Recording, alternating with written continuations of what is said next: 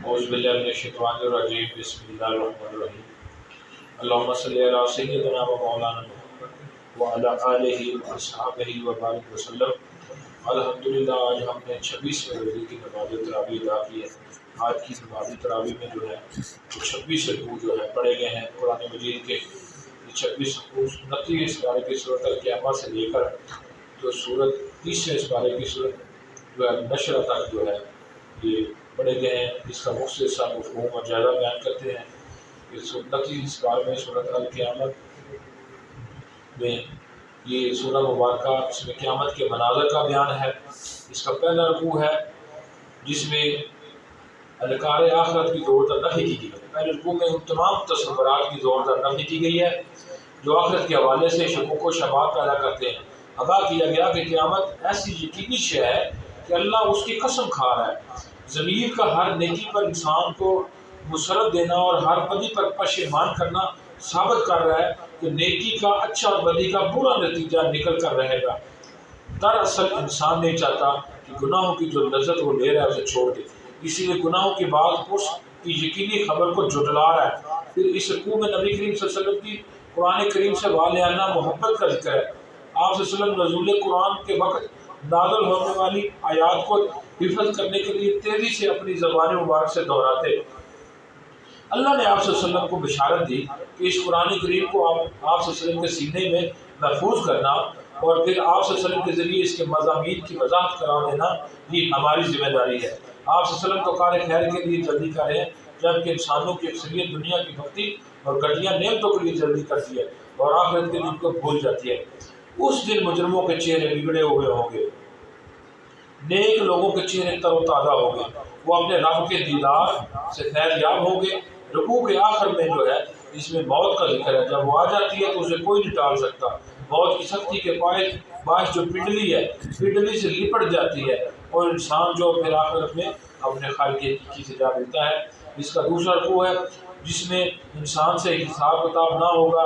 اس کی شدید مذمت کی ہے کہ ایسے شخص جس نے سرکشی اختیار کی، حق کو قبول نہ کیا، نہ ہی اللہ کے سامنے سر جھکایا، اس کے برعکس بڑے تکبر سے دین کے معاملات کو جھٹلاتا رہا، کیا انسان یہ سمجھتا ہے کہ اسے بے مقصد اور آزاد پیدا کیا گیا؟ وہ جو جی جائے میں کرتا رہے، اسے کوئی پوچھنے والا نہیں ہے؟ نہیں، جسے اللہ نے اسے نطفہ سے بنایا ہے اسے دوبارہ زندہ بھی کرے گا اور دنیا میں اس کے طرز عمل کے بارے میں اسے باز پرس کرے گا۔ یہاں سے آگے سورۃ الدہر شروع ہوگی۔ یہ سورہ مبارکہ جو پہلا رکوع ہے اس میں ناشکری اور شکر گزاری کا نتیجہ اس کا حسین انجام بیان کیا گیا ہے۔ پہلے رکوع میں ارشاد ہوا کہ اللہ نے انسان کو امتحان کے لیے پیدا کیا، اسے نیکی اور بدی کا شعور دیا۔ اب اسے اختیار ہے کہ نیکی کی راہ پر چل کے اللہ کا شکر گزار بندہ بنے یا بدی کی راہ پر چل کر ناشکری کرے۔ بدی کی راہ پر چلنے والوں کا انجام برا ہوگا، نیکی کی راہ پر چلنے والے کے لیے جنت کی نعمتیں ہیں۔ یہ لوگ اللہ کی رضا کے لیے اس کی راہ میں مال خرچ کرتے ہیں، دنیا میں کسی بدلے، یہاں تک کہ لوگوں کی طرف سے شکریہ کے بھی طلبگار نہ تھے۔ ان کو جنت میں مختلف مشروبات، پسندیدہ غذائیں چاندی کے برتنوں میں پیش کی جائیں گی۔ ان کی خدمت کے لیے موتیوں کی طرح خوبصورت لڑکے حاضر ہوں گے، انہیں ریشمی لباس سے مزین کیا گیا ہے۔ اللہ انہیں پاکیزہ شراب کے جام پلائے گا اور فرمائے گا یہ ہے تمہاری نیکیوں کا اجر۔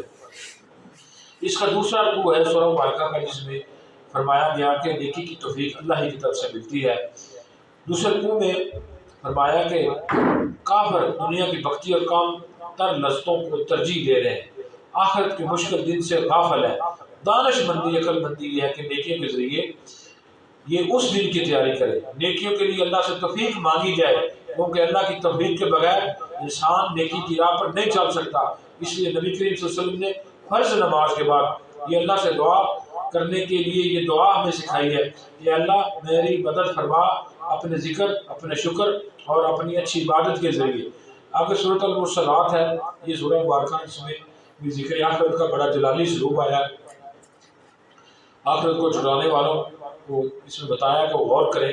پہلے رکوع میں بڑے جلالی اسلوب میں ایسے لوگوں کو تباہی و بربادی کے وعید سنائی گئی ہے جو قیامت کے دن کو جھٹلاتے ہیں۔ اللہ نے انہیں ماضی کی تباہ آنے والی قوموں کے انجام سے سبق حاصل کرنے کی تلقین کی ہے، انہیں غور کرنے کی دعوت دی ہے۔ اللہ نے کیسے انہیں نطفہ سے تخلیق کیا، زمین کو کس طرح کشادہ کیا، اس پر پہاڑ جمائے اور ان کی ضروریات کی تکمیل کے لیے اس میں پانی بہا دیا۔ کیا ایسی قدرت رکھنے والا خالق انسانوں کو دوبارہ پیدا نہیں کر سکتا۔ حقیقت یہ ہے کہ آخرت یعنی فیصلے کا دن آ کر رہے گا اور ان مجرموں کو دوبارہ زندہ کیا جائے گا۔ اس دن وہ شرمندگی کے بارے کوئی بات بھی نہیں کر سکیں گے اور پھر ان کو جہنم کی دہتی آگ میں پھینک دیا جائے گا۔ دوسرے رکوع میں متقین اور مجرمین کا انجام ہے، اس کے بارے میں بتایا گیا کہ متقین کو جنت کی ٹھنڈی چھاؤں، خوش ذائقہ مشروبات، لذیذ میوہ جات کی بشارت ہے۔ جنت میں ان سے کہا جائے گا اپنے اعمال کے انعام کے طور پر بے فکر ہو کر جو چاہو کھاؤ اور پیو۔ اس کے برعکس مجرموں سے کہا گیا کہ دنیا میں جو مزے تم نے کرنے کر لی، آخر میں تمہارا ٹھکانہ دائمی جہنم ہے۔ ان کا جرم یہ ہے کہ وہ قرآن جیسے عظیم کلام کو سن کر بھی ایمان نہیں لا رہا ہے اور اللہ کے احکامات کے سامنے سر جھکانے کو تیار نہیں ہے۔ یہاں سے تیسواں سپارہ جو ہے یہ شروع ہو گیا ہے۔ اعوذ باللہ من الشیطان الرجیم، بسم اللہ الرحمن الرحیم۔ اما یتساءلون عن النباء العظیم الذی هم فیہ مختلفون کلا سیعلمون ثم کلا سیعلمون۔ تیسرے سپارے میں سورۃ نبات اور سورۃ ناس تک 37 مکمل صورتیں شامل ہیں۔ جو اس سپارے کی پہلی سورۃ النباء، اس میں فانی دنیا اور ابدی آخرت میں آخرت کا بیان جو ہے بتایا گیا ہے کہ پہلے رکوع میں بیان کیا گیا کہ لوگ قیامت کی عظیم خبر کے حوالے سے اختلاف کیوں کر رہے ہیں، کس کے خیال میں دوبارہ جی اٹھنا ناممکنات میں سے ہے۔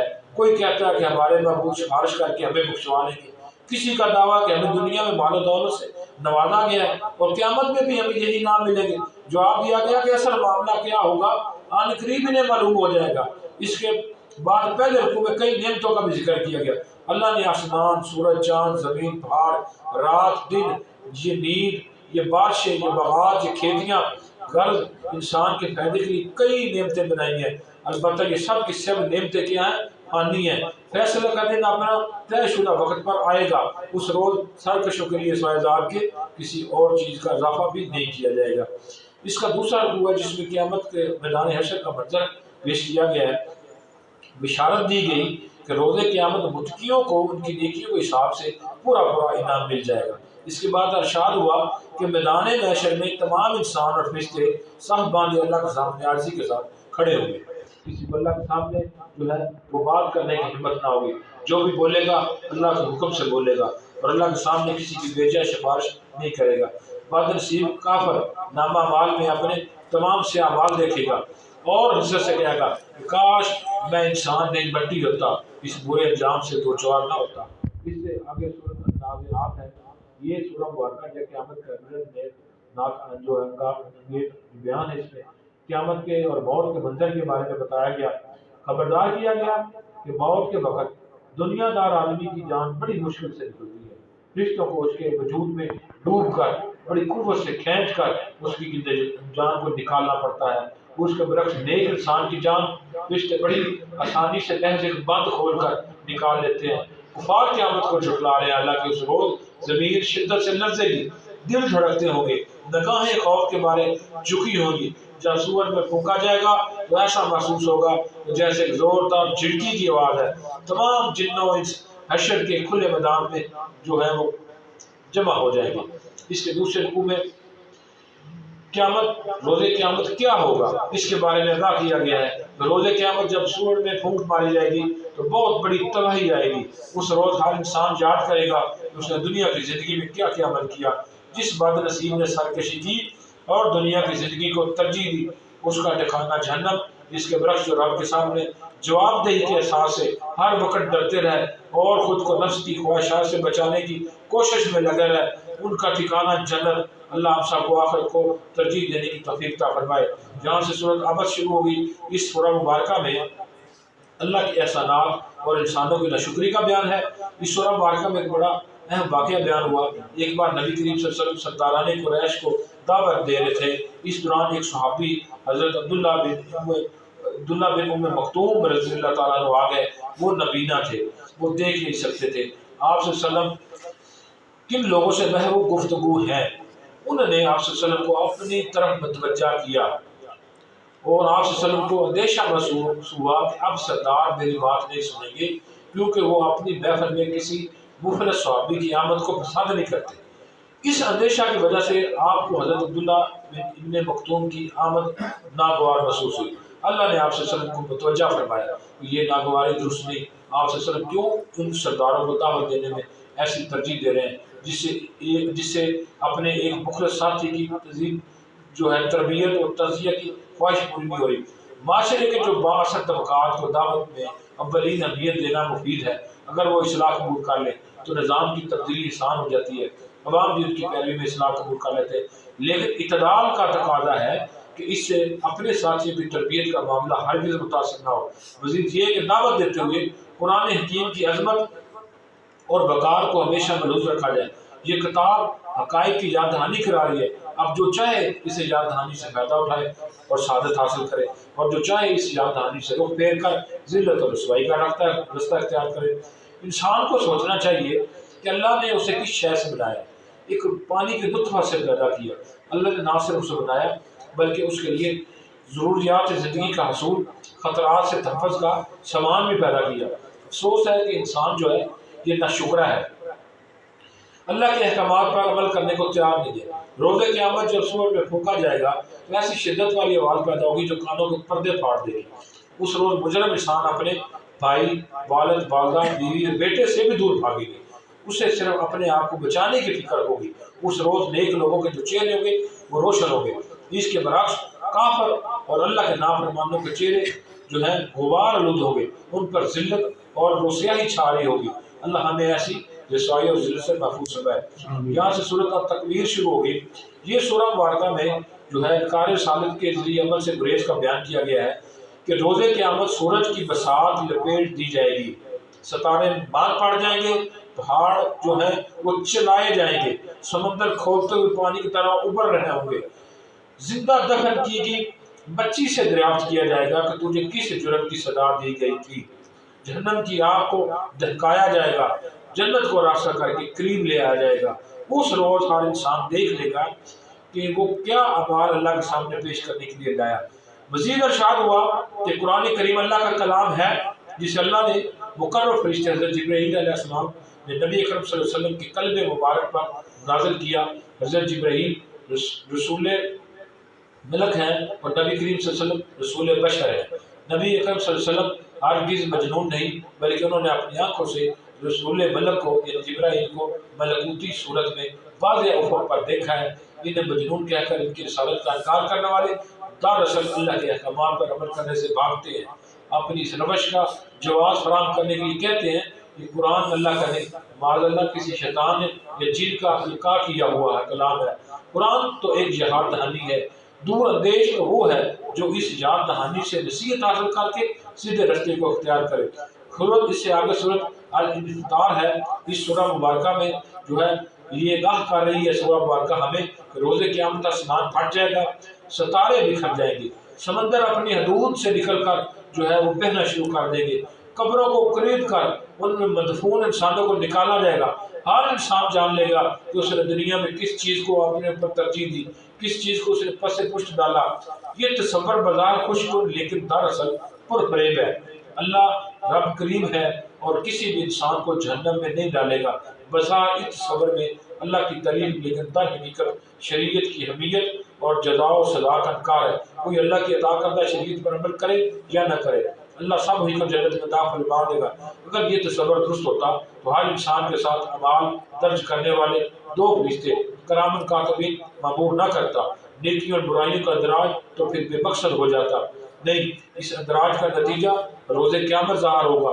اس روز نیکیاں نیک لوگوں کی کو نعمتوں میں دی جائیں گی اور برے لوگوں کو جہنم میں داخل کیا جائے گا۔ اس کے آگے سورۃ المطففین ہے۔ یہ سورہ مبارکہ میں جو ہے ناک تول میں جو ڈنڈی مارنے والے ہیں ان کو بربادی کی وعید سنائی گئی ہے۔ وہ لیتے ہوئے تو ہر شے پوری لے لیتے ہیں لیکن دیتے ہوئے اس میں ڈنڈی مارتے ہیں، کمی کرتے ہیں۔ ان کا یہ طرز عمل گواہی دے رہا ہے کہ انہیں آخرت میں جواب دہی کا یقین نہیں ہے۔ آخرت میں ان جیسے سرکشوں کو جہنم میں پھینکا جائے گا اور ان سے کہا جائے گا کہ یہی ہے وہ سزا جس سے تم آخر دنیا میں جھٹلاتے رہے۔ اس کے برعکس جو نیکوکار ہوں گے جنت کی نعمتوں سے لطف اندوز ہوں گے اور ان کے چہروں پر نعمتوں کی تازگی نمایاں ہوگی۔ مقابلہ کرنے والوں کو چاہیے کہ ان نعمتوں کے حصول کے لیے نیکیاں کر کر کے ایک دوسرے سے آگے نکلنے کی کوشش کرے۔ دنیا میں سرکش نیکوکاروں کا مذاق اڑاتے ہیں، روز قیامت نیکوکار ان سرکشوں پر ہنس رہے ہوں گے۔ دیکھ لیں گے کہ سرکشوں نے کیسا دنیا میں گھاٹے کا سودا کیا۔ یہاں تک صورت جو ہے الانشقاق ہے، اس سورہ مبارکہ میں بھی قیامت کی نشانیاں بیان کرنے کے بعد آگاہ کیا جا رہا ہے کہ انسان دنیا میں مشقتیں جھیلتے جھیلتے اللہ کی طرف جا رہا ہے، اسے آخرت میں اللہ کے سامنے اپنے ایک ایک عمل کی جواب دہی کرنی ہے۔ خوش نصیب انسان کو اس کا نامہ مال دائیں ہاتھ میں دیا جائے گا، اللہ اس کا آسان حساب لے گا۔ گناہ گار انسان کا نامہ مال بائیں ہاتھ میں دیا جائے گا، جسے دیکھتے ہی وہ چیخ پکار اٹھے گا، اب اسے دہتی ہوئی آگ میں داخل کر دیا جائے گا۔ اس کا جرم یہ تھا کہ وہ اپنے گھر والوں میں بے فکری کی زندگی بسر کرتا رہا تھا، فرائض سے غافل اور حرام میں ملوث ہو کر عیاشی کر رہا تھا۔ اس کا رب اس کی تمام غفلتوں اور جرائم سے ہر لمحہ واقف تھا۔ یہاں سے سورۃ البروج شروع ہوئی ہے۔ اس سورہ مبارکہ میں جو ہے ان ظالم یہودیوں کی مذمت کی گئی ہے جنہوں نے 523 عیسوی میں یمن کے علاقے میں عیسائی اہل ایمان کو ایندھن بھری خندق میں جلا کر شہید کیا تھا۔ اس وقت عیسائی مومن تھے، کیونکہ مومن وہ تھا جو تمام انبیاء پر ایمان رکھے۔ نبی کریم صلی اللہ علیہ وسلم کی بعثت سے پہلے یہ سعادت صرف عیسائیوں کو حاصل تھی۔ یہودیوں کی جانب سے اہل ایمان کو اس بات کی سزا دی گئی کہ وہ اللہ پر اس کی توحید کے ساتھ ایمان لائے تھے۔ ان قریب مظلوموں کو بہترین انعامات اور ظالموں کو بہترین عذاب دیا جائے گا۔ اس کے آگے سورۃ الطارق ہے۔ یہ سورہ مبارکہ ایمان بالآخرت کے حوالے سے شبہات کا جواب دے رہی ہے۔ ہر انسان کی نگرانی اس طرح کی جا رہی ہے جیسے ستارے عالم کا زمین پر نگران کی طرح نظر رکھتے ہیں۔ انسان کو دوبارہ اسی طرح زندہ کیا جائے گا جیسے اسے پہلی بار نطفے سے پیدا کیا گیا تھا۔ کوئی چھوٹی بات تو کیا، اللہ انسان کے سینوں میں پوشیدہ رازوں سے بھی واقف ہے۔ روز قیامت اللہ کی اجازت کے بغیر کوئی کسی کی مدد نہیں کرے گا۔ قرآن ایک فیصلہ کن کتاب ہے اور یہ ہرگز کوئی بے مقصد کلام نہیں۔ جو قرآن کی قدر کرے گا وہ سرخرو ہوگا، جو قرآن کی ناقدری کرے گا وہ نامراد ہوگا۔ یہاں سے سورۃ الاعلیٰ شروع ہوگی۔ اس سورہ مبارکہ میں نبی کریم صلی اللہ علیہ وسلم کو تلقین کی گئی کہ اللہ کا ذکر کرتے رہیں، صبر کریں، قرآن کے نزول کے حوالے سے جلدی نہ کریں، لوگوں کو آخرت کی یاد دہانی کراتے رہیں۔ جس شخص کے دل میں خوف خدا ہوگا وہ یاد دہانی سے اصلاح لے لے گا۔ بڑا ہی بدبخت و بد نصیب ہے جو یاد دہانی سے بھی فائدہ نہیں اٹھاتا۔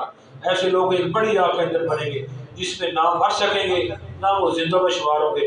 آخرت میں ابدی کامیابی اسے ملے گی جس نے اپنے نفس کو دنیا کی محبت سے پاک رکھا، اللہ کا ذکر کرتا رہا، نماز ادا کرتا رہا۔ المیہ یہ ہے کہ انسانوں کی اکثریت یہ دنیا کی عارضی اور گھٹیا لذتوں کو ترجیح دیتی ہے، حالانکہ آخرت کی نعمتیں جو ہے اعلیٰ اور رفع اور دائمی ہے۔ اس کے آگے سورۃ الغاشیہ ہے۔ یہ سورہ مبارکہ میں ارشاد ہوا کہ روز قیامت مجرموں کے چہرے ذلت کے مارے جھکے ہوئے ہوں گے، پھر جب بدنصیب چہرے جہنم کی دہتی ہوئی آگ میں داخل ہوں گے، وہاں ان کا جو مشروب ہوگا وہ کھولتا ہوا پانی غذا کانٹے دار جھاڑی کی ہوگی۔ اس روز نیکوں کے چہرے روشن اور دمکتے ہوں گے اور دنیا میں کی گئی اپنی محنتوں پر وہ مطمئن ہوں گے، پھر وہ جنت کی نعمتوں سے سرفراز کر دیے جائیں گے۔ انسان کو چاہیے کہ وہ دیکھے کہ اونٹ کو جسے اللہ نے صحرائی سفر کے لیے کتنا موزوں بنایا ہے، آسمان کو اللہ نے کس طرح بلند کر دیا، پہاڑ کو جسے اللہ نے زمین پر کیسے گاڑ دیا، اور زمین کو جسے اللہ نے کیسا خوبصورت بچھونا بنا دیا۔ نبی کریم صلی اللہ علیہ وسلم کو تلقین کی گئی کہ وہ مظاہر قدرت کے ذریعے اللہ کی بات اور کی یاد دہانی کراتے رہے۔ ان کی ذمہ داری صرف یاد دہانی کرانا ہے۔ جسے معرفت الہی حاصل ہو گئی وہ خوش نصیب ہو گیا۔ جس نے یاد دہانی سے رخ پھیرا تو اللہ اسے بڑے عذاب سے دوچار کرے گا۔ انہیں بالآخر اللہ کی عدالت میں پیش ہونا ہے، پھر اللہ ہی ان سے حساب لے گا۔ یہاں سے سورۃ فجر ہے۔ یہ سورہ مبارکہ جو ہے اس کی ابتدا میں ایسے اوقات کا بیان ہے جن میں اللہ کی طرف سے روحانی فیوز و برکات ہوتے ہیں اور تھوڑی سی عبادت کا جو ہے کثیر ثواب حاصل ہوتا ہے۔ ان اوقات میں فجر کا وقت ہے، ذی الحجہ کی ابتدائی 10 راتیں ہیں، رمضان کا یہ آخری عشرہ ہے، رات کا آخری پہر شامل ہے۔ دنیا پرستی روحانی نعمتوں کی بجائے مادی نعمتوں کو ترجیح دیتے ہیں دنیا پرست۔ کیا وہ دیکھتے نہیں کہ قوم عاد، قوم سمود، آل فرعون کے پاس کتنی وافر نعمتیں تھیں دنیا کی، لیکن وہ کیسی ذلت سے دوچار ہوئے۔ اللہ انسان کی آزمائش 2 صورتوں میں کرتا ہے، کبھی نعمتوں کی فرمانی کر کے شکر کا امتحان لیتا ہے، کبھی نعمتیں چھین کر صبر کا امتحان لیتا ہے۔ دنیا پرست نعمتوں کی فرمانی کو باعث عزت اور نعمتوں کے زوال کو باعث ذلت سمجھتے ہیں۔ حقیقت میں نہ وہ عزت ہے نہ یہ ذلت، یہ دونوں صورتیں آزمائش کی ہیں۔ دنیا پرست مالداروں کو عزت کرتے اور یتیموں کی تحقیر کرتے ہیں، دوسرے وارثوں کو محروم کر کے وراثت کے مال پر قبضہ کر لیتے ہیں۔ آن قریب اللہ زمین کو کوٹ کوٹ کر برابر کر دے گا اور اس پر موجود تمام مال و اسباب فنا ہو جائے گا۔ پھر زمین پر کی گئی دنیا پرستی کا بدلہ چکانے کے لیے اللہ زمین پر نزول فرمائے گا۔ اس روز ہر دنیا دار انسان افسوس کرے گا کہ وہ کس عارضی دنیا کا طلبگار رہا، لیکن اب افسوس کا کوئی فائدہ نہیں۔ اللہ اسے ایسا عذاب دے گا جیسا عذاب کوئی نہیں دے سکتا۔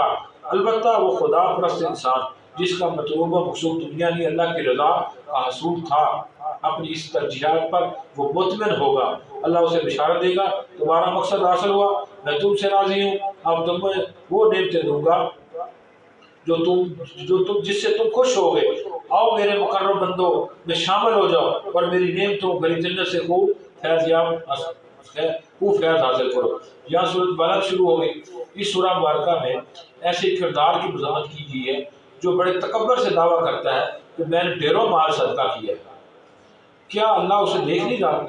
اللہ کو تو وہ نیکی پسند ہے جو اس کی ہدایت کے مطابق اس کی رضا کے حصول کے لیے انجام دی جائے۔ اس کے نزدیک پسندیدہ صدقہ یہ ہے کہ پورے خلوص کے ساتھ نداروں کی مدد کی جائے جن سے دنیا میں کسی بدلے کی امید ہی نہ ہو، غلاموں کو آزاد کیا جائے، قحط کے دوران بھوکوں کو کھانا کھلایا جائے، یتیموں کی سرپرستی کی جائے، بے سہارا مساکین کو سہارا دیا جائے۔ مال اللہ کی راہ میں خرچ کرنے سے دل کی صفائی ہوگی اور جو اللہ کی قربت حاصل ہوگی۔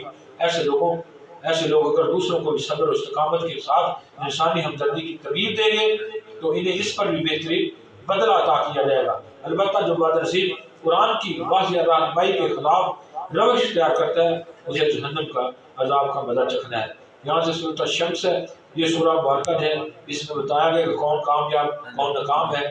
یہ اس سورہ شمس میں متضاد بظاہر قدرت سورج اور چاند، دن رات، آسمان زمین کی قسم کھا کر کہا گیا کہ انسانی وجود میں دو متضاد ملانات یعنی بدی اور نیکی کا شعور رکھ دیا گیا ہے۔ یہ شعور دراصل انسانی وجود میں موجود روح ربانی کی وجہ سے ہے۔ روح میں اللہ کی قربت کی تڑپ ہے جس کے لیے اسے نیکی کی طرف رغبت اور برائی سے نفرت ہے۔ اس کے برعکس انسان کا نفس اسے برائی کی طرف لے جاتا ہے۔ اب اگر روح کے تقاضے سامنے رہیں تو یہی نفس لوامہ یعنی ضمیر بن کر انسان کو نیکی پر خوش اور برائی پر پشیمان کرتا رہتا ہے۔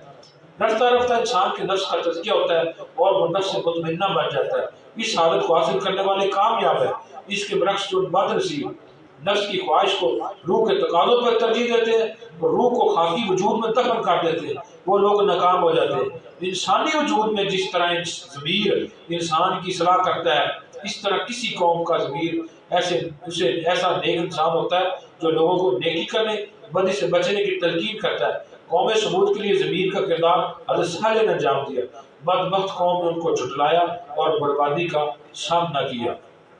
یہاں سے سورت جو ہے لیل شروع ہوگی۔ اس سورہ مبارکہ میں جو ہے پسندیدہ اور ناپسندیدہ کرداروں کا بیان ہے۔ یہ اللہ کی نگاہ میں پسندیدہ کردار اس انسان کا ہے جو اس کی راہ میں مال خرچ کرتا ہے، ہر معاملے اللہ کی نافرمانی سے بچتا ہے، حق کا بھرپور ساتھ دے کر اس کی تصدیق کرتا ہے۔ ایسے انسان کے لیے اللہ جنت کی راہ آسان گھما دیتا ہے۔ اللہ ایسے انسان کے کردار کو ناپسند کرتا ہے جو بخل کرتا ہے، کسی معاملے میں جائز و ناجائز کی پرواہ نہیں کرتا، دعوت حق کو جھٹلاتا ہے۔ ایسے کردار والے انسان کے لیے جہنم کی راہ آسان کر دی جاتی ہے۔ جب وہ جہنم میں گرایا جائے گا تو اس کا مال اس کے کوئی کام نہیں آئے گا۔ تو برا کردار اختیار کر کے جو ہے وہ جہنم کے مستحق ہو جائیں گے، لیکن دنیا میں ہر خواہش پوری نہ کر سکیں گے۔ لہذا بہتر اسی میں ہے کہ دنیا میں نفسانی خواہشات کی پیروی کی بجائے وہ کردار اختیار کیا جائے جو اللہ کو پسند ہے۔ سورۃ الضحیٰ ہے، یہ ایک سورت بڑی پیاری سورت ہے۔ یہ مایوسی دور کرنے کا ایک بڑا بہترین نسخہ ہے۔ ایک بار نزول وحی میں جو ہے طویل وقفہ ہوا تو یہ گمان کیا گیا کہ آپ صلی اللہ علیہ وسلم پر مایوسی طاری ہونے لگی، شاید اللہ جو ہے مجھ سے ناراض ہو گئے۔ اس سورہ مبارکہ میں آپ صلی اللہ علیہ وسلم کی بڑے خوبصورت انداز میں اللہ تبارک تعالیٰ نے دلجوئی کی ہے۔ اللہ نہ تو اپنے حبیب صلی اللہ علیہ وسلم سے جو ہے ناراض ہوا ہے، نہ ہی اس نے آپ صلی اللہ علیہ وسلم کو چھوڑ دیا ہے۔ وہ تو مسلسل آپ صلی اللہ علیہ وسلم کے درجات بلند فرما رہا ہے اور عنقریب آپ صلی اللہ علیہ وسلم کو وہ کچھ عطا فرمائے گا کہ آپ صلی اللہ علیہ وسلم خوش ہو جائیں گے۔ آپ صلی اللہ علیہ وسلم یتیم تھے تو اس نے آپ صلی اللہ علیہ وسلم کو سہارا دیا۔ آپ صلی اللہ علیہ وسلم حق کی تلاش میں بے چین تھے، اس نے قرآن کے نزول کے ذریعے آپ صلی اللہ علیہ وسلم کو ہدایت دی۔ آپ صلی اللہ علیہ وسلم تنگ دست تھے، اس نے آپ صلی اللہ علیہ وسلم کو غم روزے غار سے فارغ کر دیا۔ مایوسی کی کیفیت میں اللہ کی عنایات کا تصور جو ہے انسان کو تسکین دیتا ہے اور مایوسی کو دور کر دیتا ہے۔ سورۃ الشرح جو ہے اس میں ارشاد ہوا کہ نبی کریم صلی اللہ علیہ وسلم کی ایک مشکل جو ہے آسان کر دی گئی۔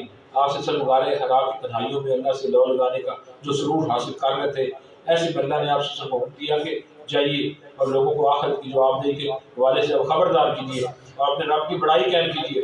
کہاں ہے وہ ذکر اللہ کی لذت، اور کہاں ہے جھگڑنے والی قوم کو خبردار کرنا، ان کی گستاخیاں برداشت کرنا، اللہ کے دشمنوں سے مار کرائی کر کے دین حق کو غالب کرنا۔ آپ سے سب اس باری ذمہ داری سے بوجھل اڑتے، لیکن کچھ عرصہ بعد آپ صلی اللہ علیہ وسلم کو انشراح صدر ہوا کہ میری اس مشقت سے بہت سے لوگوں کی اصلاح ہوگی اور وہ دنیا میں ظلم سے اور آخرت میں جہنم کی آگ سے بچ جائیں گے۔ اللہ نے آپ صلی اللہ علیہ وسلم کو اس مشقت کا بدلہ یہ دیا کہ آپ صلی اللہ علیہ وسلم کو آپ کا ذکر خیر جو ہے وہ بلند فرما دیا۔ جو لوگ مشکلات خندہ پریشانی سے جیتے ہیں بعد میں انہیں ہی آسانیاں میسر آتی ہیں۔ نبی کریم صلی اللہ علیہ وسلم کو تلقین کی گئی ہے کہ وہ دعوت تبلیغ اور غلبہ دین کے لیے محنت کریں، البتہ رات میں اللہ سے لو لگانے کی لذت حاصل کرنے کے لیے تہجد میں ٹھہر ٹھہر کر قرآن پڑھیں، جس طرح جو آج 28 رکوع پڑھے اس کا مختصر میں جو ہے وہ بیان کر دیا۔ اللہ تعالیٰ ہمیں سمجھ محنت کرنے کی توفیق عطا فرمائے۔ واخر دعوانا الحمدللہ رب العالمین۔